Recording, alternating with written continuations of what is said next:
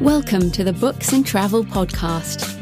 I'm Jo Frances Penn, thriller and dark fantasy author, bringing you escape and inspiration about unusual and fascinating places, as well as the deeper side of books and travel.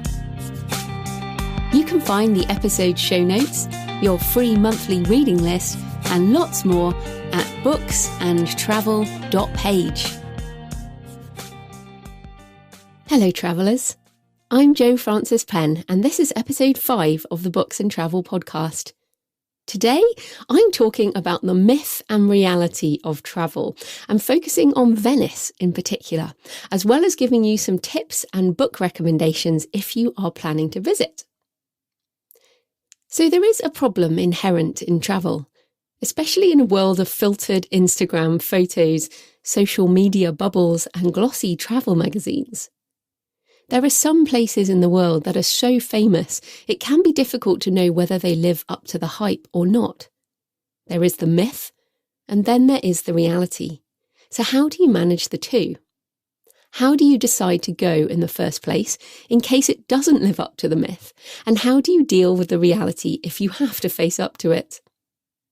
In this episode, I'm talking about Venice, Italy. Should have mentioned that, not the USA. And it's definitely one of those places. I've been to Venice 3 times under very different circumstances, and today I'll share some of my thoughts on the myth versus the reality. The myth of Venice.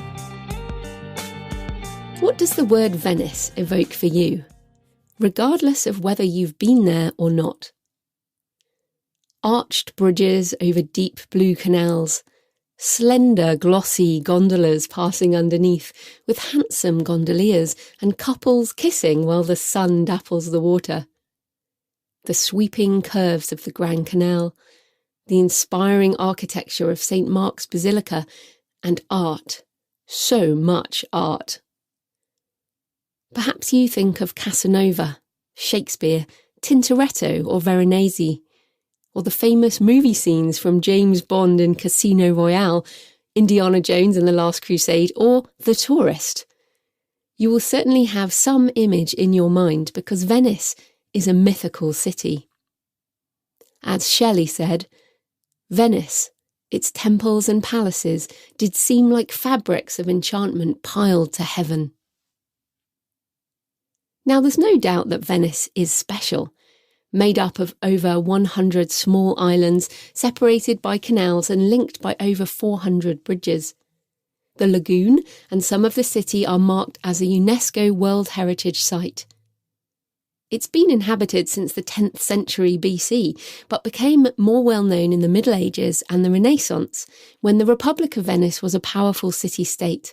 Possibly the first real international financial centre, with trade all over the Mediterranean.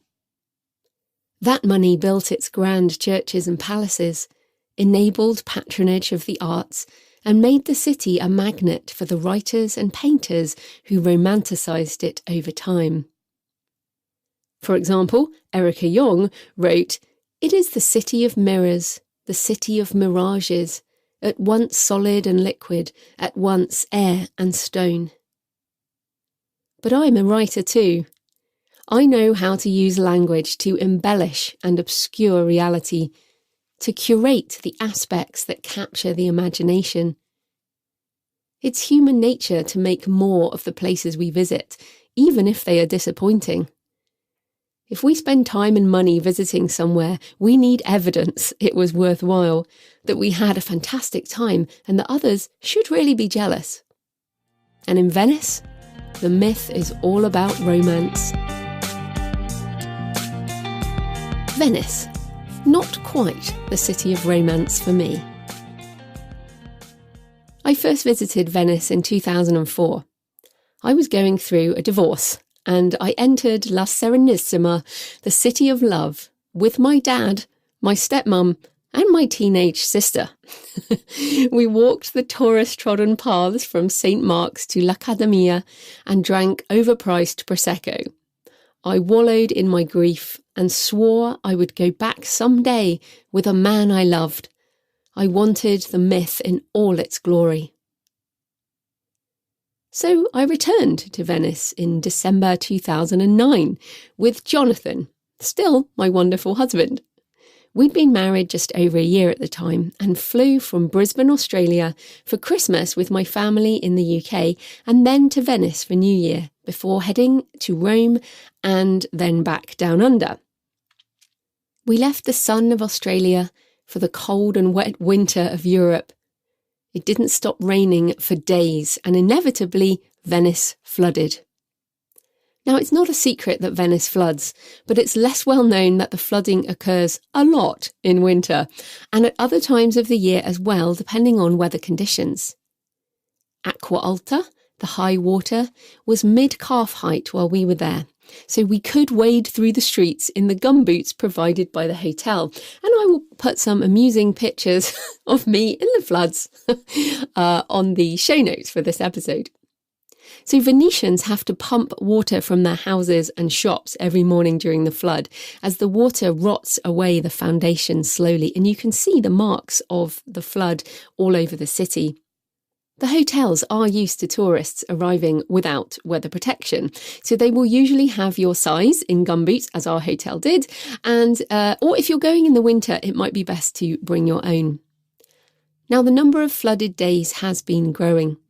In November 2018, Venice was almost completely flooded with up to 156 centimetres of water over 5 feet. Tourists were evacuated with children carried above the floods. Now, I'm 166 centimetres tall, so I would only have just been above water in those deepest parts.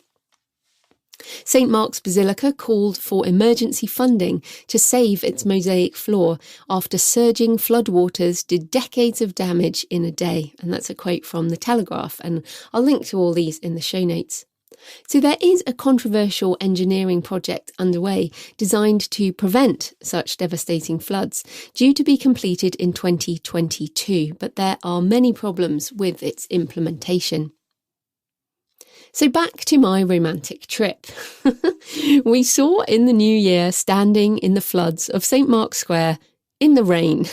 We were on the edge of the square near the Doge's Palace, almost part of the canal itself, under the imposing pink and grey granite columns that have stood guard over St. Mark's Square since the 12th century. One column is topped by a winged lion gazing out to sea, the symbol of St. Mark, the Gospel writer. St. Theodore, the first protector of Venice, perches on the other, with an ancient dragon crocodile beneath his feet. Criminals used to be executed between the two pillars, and even now some Venetians will not walk between them in case bad luck follows behind.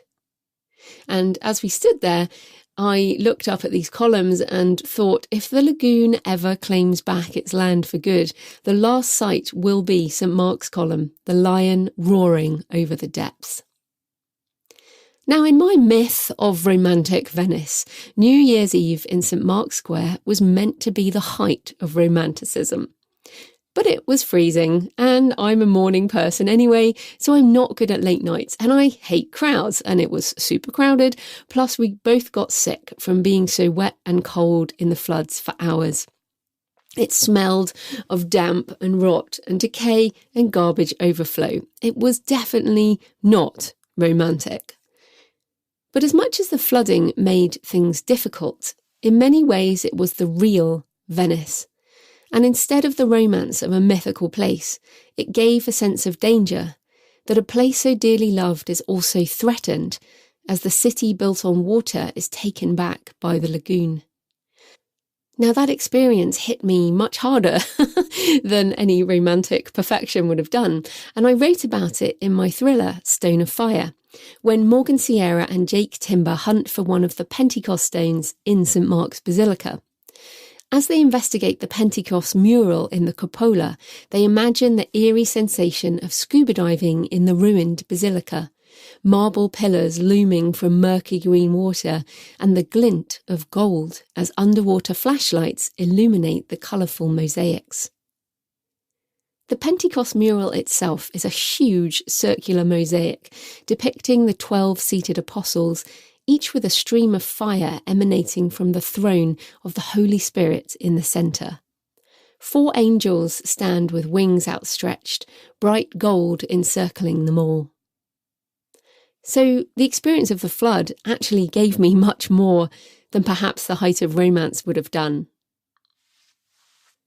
From my journal of that visit. Venice is past its time, a veneer of gold over rotting wood. The graffiti and stains on the stone buildings make it appear run down, an aristocratic dowager with cracked face paint, waiting for one last ball, one last Bellini before the clock strikes midnight. Now, it's important to talk about Bellinis because I have never made it into Harry's Bar at the Cipriani, made famous by Hemingway and mentioned in Evelyn Waugh's Brideshead Revisited, only the second and subsequent editions, mind you. I've tried to get into Harry's Bar a number of times, but it's always too packed full of tourists. So it's really better to have your Bellini elsewhere.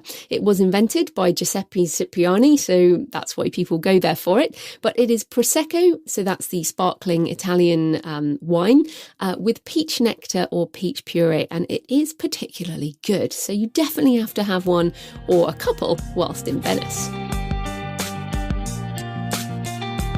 Somewhere between lies and truth lies the truth. Those words were written above the door of the Punta della Dogana for the Damien Hirst exhibition, Treasures from the Wreck of the Unbelievable, that we visited as part of the Venice Biennale in May 2017. Now, I love Damien Hirst's work. He is a myth maker, a storyteller, and that's what makes his art so valuable. And I've seen his exhibitions all over the world. He's amazing. The exhibition consisted of pieces from a wreck recovered from the deep ocean off the coast of Africa. There were even videos of divers bringing up the sculptures, the myth of discovery maintained across the whole exhibition, although it was only a story, albeit a powerful one, because everything was covered in sort of barnacles and coral and looked like it had been brought up from the deep sea. Now, the centrepiece was a 10-foot tall sculpture of a demon pulled from the deep at the Palazzo Grassi. We walked in to see its huge clawed foot, and then as you ascended the levels you could see its torso and then its headless shoulders at the very roof of the palace. And again, I'll put photos in the show notes because it truly was just incredible. Other memorable sculptures included a gigantic blue tableau of Andromeda and the sea monster, Kali fighting a hydra, Kronos devouring his children, and a brilliant green head of Medusa in jade. Now, Damien Hirst chose to set his exhibition in Venice for a reason. Of course, I don't know him personally, but this is what I presume. Some of the pieces must have been designed for the venues, so the Palazzo Grassi and the Punta della Dogana.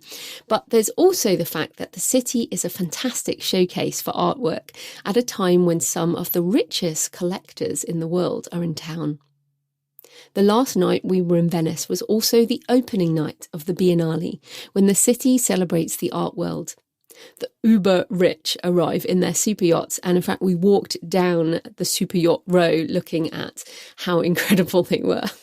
And there are a lot of exclusive parties.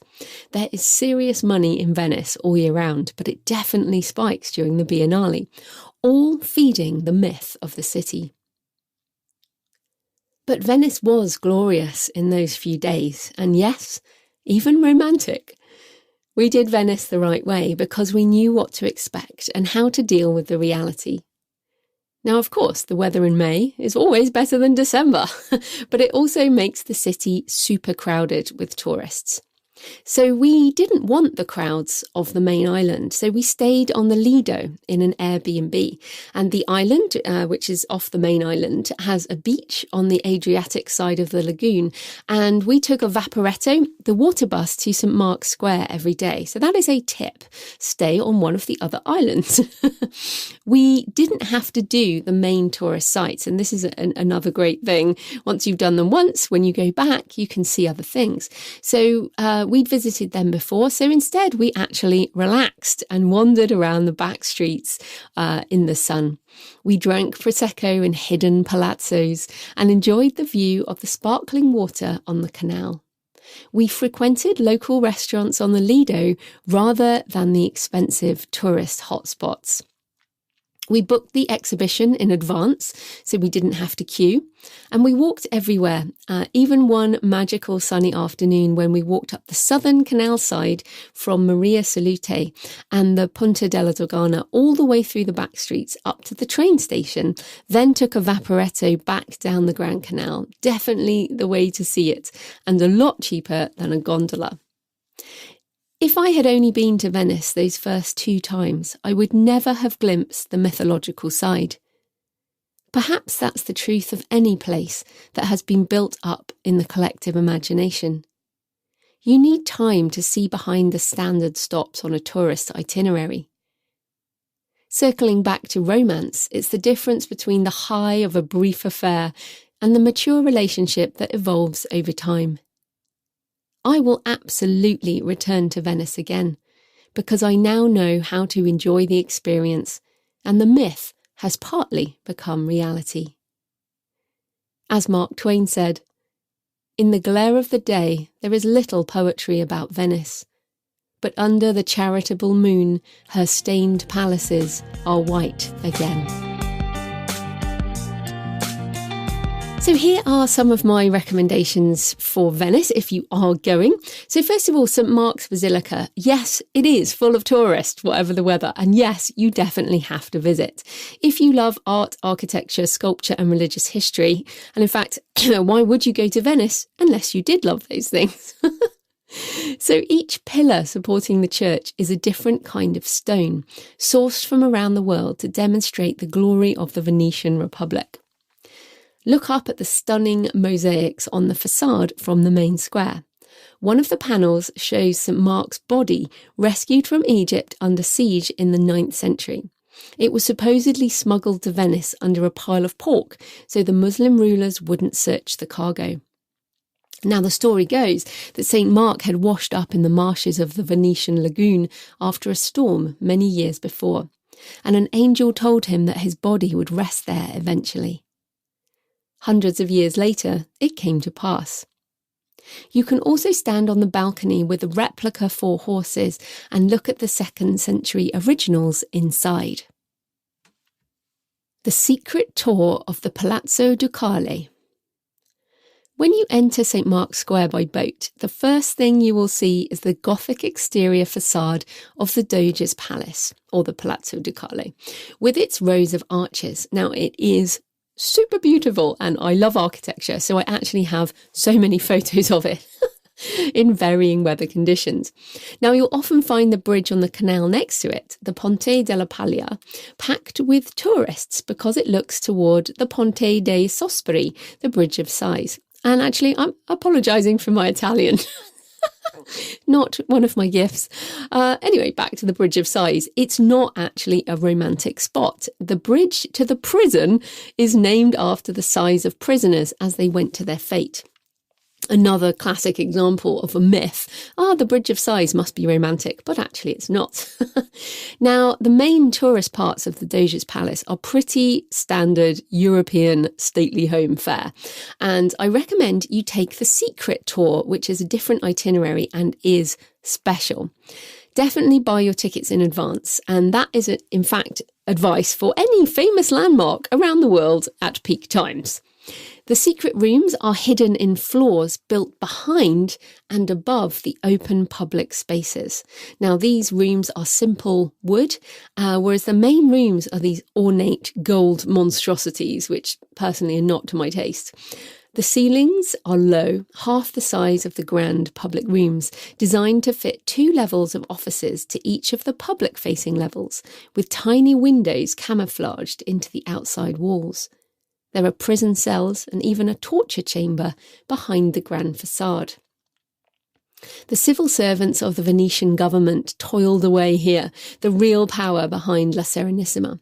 And you also get to go into the prison through the Bridge of Sighs. So that is the secret tour, that you can find. It is actually on their website, so you can book it. It's not that secret, but it's definitely much cooler than the main tour. The Ghetto and Jewish Quarter.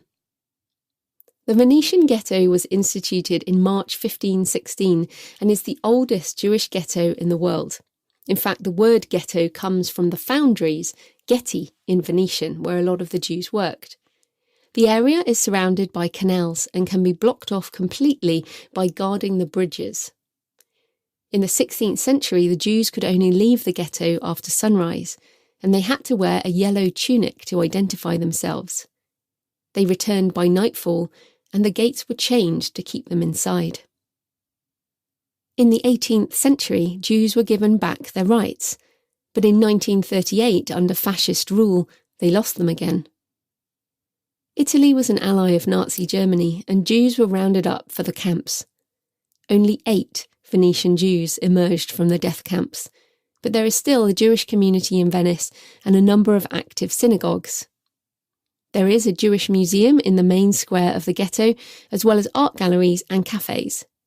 Try Gam Gam restaurant in nearby Cannaregio, serving delicious kosher food, and also watch out for the canal boats around there selling vegetables to locals, as this is a more residential area. Some other tips: there are so many museums and palaces and churches and art galleries, so you have to ration yourself, but you definitely have to visit L'Accademia at least once. Again, book tickets in advance. You can walk to it from St. Mark's Square over some of the bridges and see Leonardo da Vinci's Vitruvian Man, a lot of religious paintings by Tintoretto, Veronese and many more.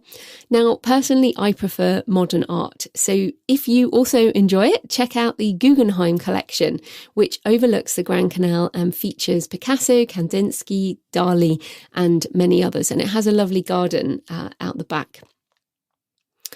If you fly into Venice, definitely take the Vaporetto from the airport into the city instead of land transport. It really is the best way to travel.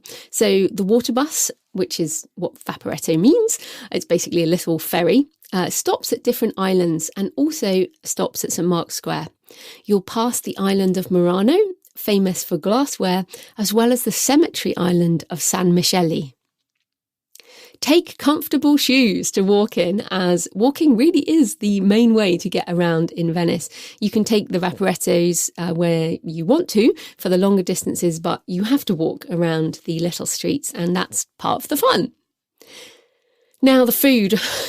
I seriously have not had good food in Venice, but you don't go to Venice for the food, especially if you're travelling on a budget. And I think that's the main thing. I'm sure there's some amazing places to eat in Venice, but I have not been there on like a 5-star budget. So my biggest tip is do not eat polenta with squid ink. Seriously, I believe squid ink exists for defence purposes and should not be on any speciality board for any region. It was probably one of the worst meals we had, polenta with squid ink and sardines, sort of fishy burps. Not good. Now, I love seafood.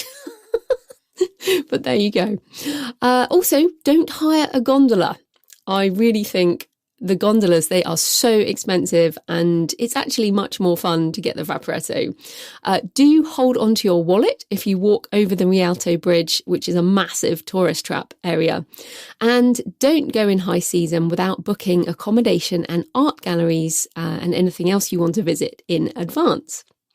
Also, you can sit down in coffee shops, so you can sit on squares and have a coffee, but if you are a bit of a caffeine addict like me, you can always get your caffeine fix a lot cheaper if you stand up at the little bars, and you'll see local Italians going into little bars, and you stand up and you just pay, it's normally like €1 for an espresso if you stand by the bar.